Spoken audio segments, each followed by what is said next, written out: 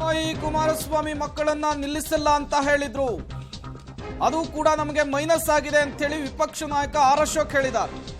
ನಿಖಿಲ್ ಕುಮಾರಸ್ವಾಮಿಗೆ ಅದೃಷ್ಟ ಇಲ್ಲ ಅಂತ ಅನಿಸುತ್ತೆ. ನಿಖಿಲ್ ಅರ್ಜುನನ ಬದಲು ಅಭಿಮನ್ಯು ಪಾತ್ರವನ್ನೇ ಜನ ಕೊಟ್ಟಿದ್ದಾರೆ. ಕಾಂಗ್ರೆಸ್ ಹಣದ ಹೊಳೆಯನ್ನ ಹರಿಸಿದೆ, ಸೋಲಿನ ಪರಾಮರ್ಶೆಯನ್ನ ಮಾಡ್ತೇವೆ ಅಂತ ಹೇಳಿ ವಿಪಕ್ಷ ನಾಯಕ ಆರ್ ಅಶೋಕ್ ಹೇಳಿದ್ದಾರೆ. ಕುಟುಂಬ ರಾಜಕೀಯಕ್ಕೆ ಆರ್ ಅಶೋಕ್ ಆಕ್ಷೇಪವನ್ನು ವ್ಯಕ್ತಪಡಿಸಿದ್ದಾರೆ. ರಾಜ್ಯದಲ್ಲಿರೋ 3 ಬೈ ಎಲೆಕ್ಷನ್ ಜನರ ತೀರ್ಪಿಗೆ ತಲೆಬಾಗಿದ್ದೀರಿ.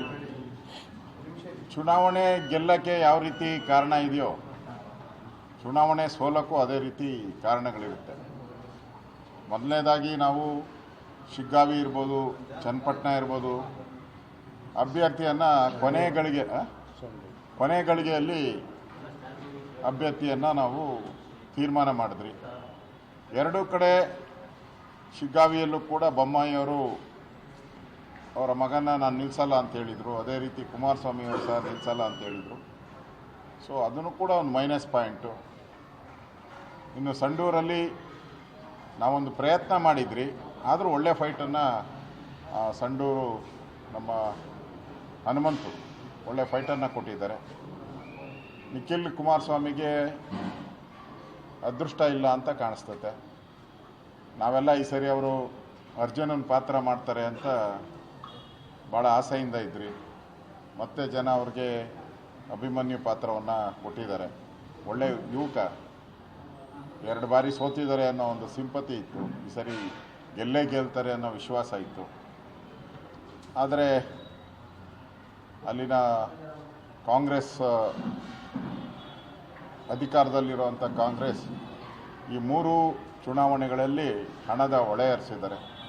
ಅವ್ರ ಪರವಾಗಿ ಎಲ್ಲ ಕಾಂಟ್ರಾಕ್ಟರ್ಗಳಿರ್ಬೋದು, ಅಧಿಕಾರಿಗಳಿರ್ಬೋದು ಕೆಲಸ ಮಾಡಿದ್ದಾರೆ.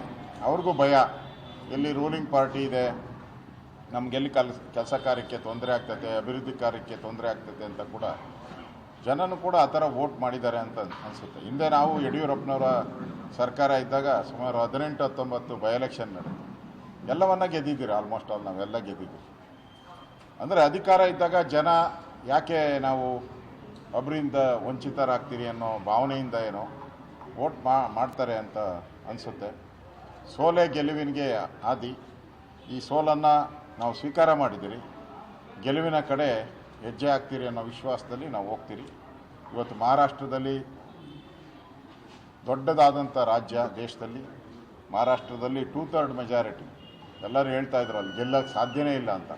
2/3 ಮೆಜಾರಿಟಿಯಿಂದ ನಾವು ಗೆಲ್ತಾ ಇದ್ದೀರಿ.